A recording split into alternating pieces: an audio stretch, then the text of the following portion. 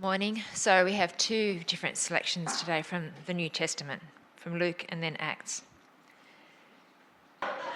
So, many have undertaken to draw up an account of the things that have been fulfilled among us, just as they were handed down to us by those who, from the first, were eyewitnesses and servants of the word. With this in mind, since I myself have carefully investigated everything from the beginning, I too decided to write an orderly account for you, most excellent Theophilus, so that you may know the certainty of the things you have been taught. In my former book, Theophilus, I wrote about all that Jesus began to do and to teach until the day he was taken up to heaven, after giving instructions through the Holy Spirit to the apostles he had chosen. After his suffering, he presented himself to them and gave many convincing proofs that he was alive. He appeared to them over a period of 40 days and spoke about the kingdom of God. I wonder if in your conversations with people, just out and about, you've ever really thought about the idea that everybody's really looking for the same things. It doesn't matter whether you go to church, whether you don't go to church, whether you're a Muslim or a Buddhist or whatever your belief system is. You are actually seeking exactly the same things. And have you thought of the fact that the gospel is the fullest fulfillment of those desires? That we're all seeking justice, we're all seeking love and friendship and respect and security. But the great thing about the gospel is that it's the fullest explanation of those things. It's not to say that you can't have those things met in other ways, lots of people get them met, but Jesus comes and he says there's a level of fulfillment of those things, particularly in terms of justice and mercy and shalom and peace and that can only come through the gospel. And the question that we've been looking at is, as we seek to have these things fulfilled in us, are we seeking the pathway of empire, which is basically at our level saying, you need to meet my need when I need my needs met. And at a national level, it's about saying you serve us as a nation, or you serve me as a person who's the top of the pole. Empire is all about you meeting my need when I need my needs met.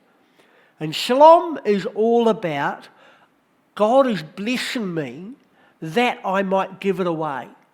And there are fundamentally different ways of thinking about the world. And so we've been looking at this arc of the Bible to say God created a good world, he's created good people, that we fell, we had a problem with us, but that God is always seeking to restore us. And there's a storyline that God seeks on doing it. And we've been looking lately just at the Gospels. And understanding that each of the Gospels is written for a particular kind of person. Matthew was written for the outsider. Matthew, the tax collector, said anybody who's on the outside is welcome in here. Mark is really written to the people in Rome who are part of the Hellenistic worldview, who thought that Caesar could give them the good news, that Caesar could give them everything they needed, and the gospel is that Jesus is the better Caesar. He is the better king. Luke's a little bit different, and my opinion about Luke is not an opinion that everybody holds. It's a bit of a minority opinion, and it's up to you to make up your mind whether I make the argument or not, but it fits into this theme of that the four Gospels are aimed at four different people. I wonder if you've ever heard a testimony where you've got that person on the left and he tells you about how all the terrible things he's ever done in his life. And God comes along and he saves him from all of the stuff. And if you're a person who might have not done all of that stuff, maybe you grew up in the church, maybe you've had quite a respectable life, you look at that and you go, do I really know God? Have I really had an experience of God? This person's been transformed from this to that, and yet my experience has been very different. I've been kind of inside the church and I haven't had a radical change in the way that I experience God and the world. And you might ask yourself the question, what is the gospel for me? And I think Luke is written for that kind of person. I look at it this way, that the cross is in the middle. The cross never changes. But from depending where you are, depends on your way to the cross. If you're on the outside, you have a fundamentally different pathway to get to the cross than if you're on the inside and you're part of the church. Or if you're a Roman and part of a big city, your way to the gospel is very different. And I think each of the gospels is telling us a different pathway to the same cross. And I'd encourage you to find the gospel that maybe matches your experience and spend some time in that gospel looking for what it's saying. So let me just work my way through it. A little bit more academic than last time, so you're going to have to think a little bit harder maybe this time. So Luke begins, many have undertaken to draw up an account of the things that have been fulfilled among us. And then later on he says, I too have decided. So he says, I'm aware of other gospels out there. I'm aware of other stories about Jesus. And I'm going to write another account, a different account. So obviously Luke is written a bit later than some of the other gospels. And he's saying, I'm aware of all these things going on, and I don't think they kind of meet a particular need. So I'm going to write another account. And he says, in a particular way, he says, I'm going to write you an orderly account. Now, many people have taken the orderly and imposed the word chronological. So they kind of see orderly as if Luke is coming along, because he's the same guy who wrote Acts later on. He's a very methodical kind of person. And they think, well, orderly means he's gone out to everybody, got all the stories, and put them in all the right order, chronologically. But the problem is, Luke is not the most chronological of the Gospels.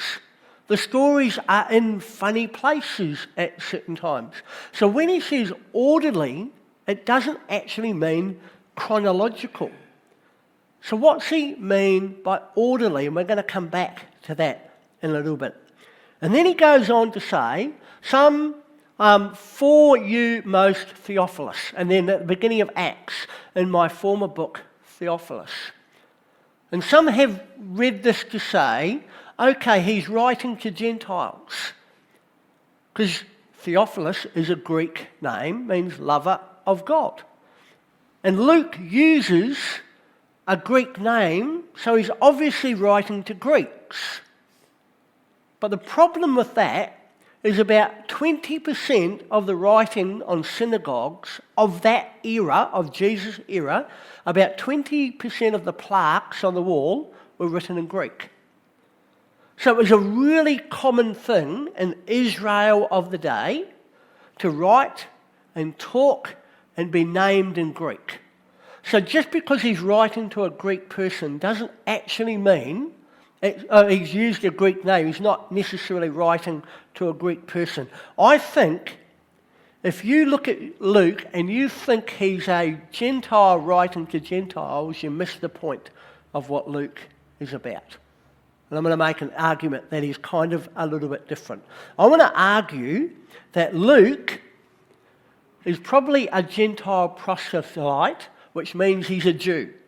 Okay, he's come from being a Gentile to being a Jew, and that means he's as Jewish as anybody else. If you become a Jew, you are fully a Jew.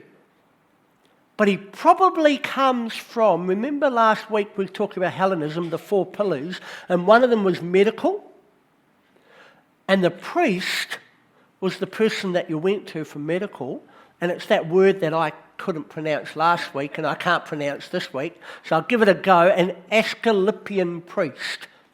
There's a very good argument that Luke, as a Gentile, was an Asclepian priest. He becomes a Jew, And so he's very academic and he's really thoughtful. So what does that mean for this? I think what he's doing is writing an orderly account to people who are in synagogues. He's writing to insiders. And I'll tell you in a moment the effect of that and why that's actually important. So in Mark, we saw that Romans and Greeks, they like a very direct message. Just tell me what it's like. Don't fluff about, don't hide the story, just tell me the truth, okay? Jews, they hide things all the time. They tell you a story and you're meant to deep down and go down into the story to try to understand what the story's about. Is Luke written in a very direct way, or is it written with hidden messages all over the place? That's the question about the kind of thing it is. And Luke has a lot of what are called chiasms. I don't know if you've ever heard of the word chiasm before. A chiasm is like this. You find it in Genesis 1. There's a line, then it's explained, and then it's explained, and then it's repeated. And this is an ABB, an ABBA chiasm, okay? They don't all follow this pattern, but this is a particular, and when you understand chiasms in the Bible and you understand how Jews wrote, you actually start to read the Bible differently because you realise he's getting to a different point. So in this one he says God created man, and later on he says he created him. That's the two parts of the chiasm, A and A negative, and then in his image, in the image of God. It's like a form of kind of poetry almost. And you find those all the way through the Old Testament. And you even find that some books are written like chiasms. And the advantage of knowing the chiasm is that normally the middle of the chiasm is his key point. You know, we normally read things and we make an argument point at the end. So we look to the end to find the point. But if you're looking at a chiasm, if you look to the end of a chiasm, you miss the point because the point is in the middle. It's like a V pointing to a particular bit. And so in the middle of a long story, if it's a chiasm, you're meant to find the middle point of the story, and there's a key verse that tells you the whole point of the story. So it's a very different way of looking at the scriptures, which is why when we read the Bible just kind of one bit after another, we sometimes miss the point. It's a very complex but very deep book, and it's not that we all get it, it's just understanding the Bible's written in different ways. Luke does lots of chiasms. So it's a pretty good argument that he's not writing to Gentiles. He's writing to Jews. He's structuring his book in a way, so for example, in this particular story, he has at the ends of it, no servant can serve two masters, you cannot serve God and mammon. So they're kind of similar ideas. And then in the middle he's got, for either he will hate the one and despise the other, and then right in the middle, and love the other, or else he will hold on to one. It's a chiasm which is meant to bring a different kind of point. And when you look at Luke, there are chiasms all over the place. And another thing that Jewish people do is they write parallel stories. They'll tell one story, and then they'll tell a different story that has exactly the same point. They're called parallelisms. And I'm not going to go through them, but here are some of the examples in Luke. There's just a whole list of parallelisms. So it's likely that Luke is writing to Jews, not to Gentiles. And if you miss it, you miss the point. Also, there's a bit in here, and he talks about the servants of the word. The background Jewish word for that is the word hazan. And a hazan was a man who was in a synagogue and he memorised the Bible. Okay, the 5 books, primarily the Torah, the 5 books are Genesis, Exodus, Leviticus, Numbers, Deuteronomy. And they would have a scroll, say of Genesis, in their synagogue. But they might not have the scroll of Exodus in their synagogue because they couldn't afford to have all of them. So the Hazan was the guy that you went to and you said, well, in Genesis we've got this scroll that says this. I think what Exodus says about the similar idea is this, and the Hazan was the guy that had it all memorised, and he would say, no, this is what it actually says. The Hazan was that person that memorised everything so that you could go to him and ask questions. And the word that Luke uses is that word to talk about the servants of the word. All of that to get to this point. I think Luke is a Jewish convert, so he's a real Jew, and he's writing an orderly account to synagogue attendants, people who are on the inside. They were going to synagogue every Saturday, and what was happening is Luke wrote an account of Jesus that went alongside the daily reading in the synagogue. So in the daily reading in the synagogue, they had the parasha. They would read through the Torah every year. All of the Torah would be read as a daily reading in the synagogue, a weekly reading in the synagogue, and they'd cover all of the Torah. Okay? Now you've got to understand, when they did preaching in those days, they would do a long Bible reading and a short sermon. We do a short Bible reading and a long sermon. We do exactly the opposite to Jews, okay? But they would do a long reading, and all these Christians, Jewish people who had become Christians, were going to synagogue on Saturday. And Luke is written as a parallel account so that when you got the reading in synagogue on Saturday, you had the reading that went with it in Luke about Jesus. It was to say, and this is an important thing, is everything in the Old Testament was meant to reveal Jesus. And everything about Jesus is meant to open up the Old Testament. They go hand in hand. And so you were going along and you'd hear the reading, and then probably what was happening is that during the week when Jesus was running around with his disciples, one of the disciples would say to Jesus, hey, on Saturday at the synagogue, this was read out. What does this mean? And Jesus would explain and open up the Bible.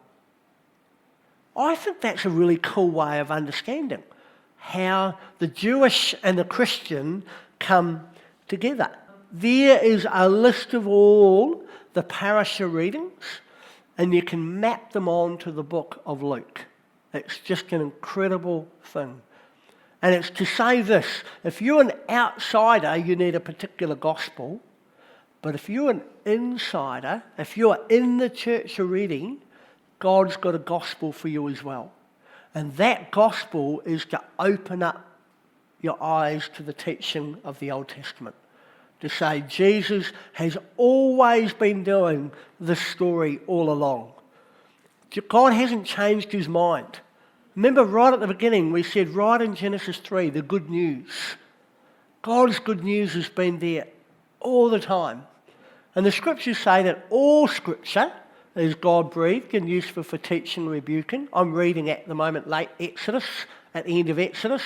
And this morning as I was reading it, I said to God, why did you put this in here? It's a long and tedious description of the temple and all that kind of stuff. And I'm going, why? But the fact is God put it there to reveal something. And that as I go and as I learn, I start getting my eyes opened more and more to the gospel. I'm doing a discipleship thing at the moment, and I encourage anybody else to do it as well. There's a podcast called Beamer, the Beamer podcast, and it's looking at the whole of the Bible from a Jewish perspective. And it's absolutely eye-opening in terms of how you see what the Bible and what God has been doing in that time. So I just encourage you that as we do stuff on Sunday, don't just kind of let it sit there. Be like the Luke account and reflect on it during the week and go, what is God revealing to me through the readings as we have them on Sundays? So if you're an outsider and you've got or a mate who's an outsider, encourage them to read Matthew. If you've got somebody who's a real Roman, read Mark, but if they're a person who's been at church maybe all their lives, get them to read Luke.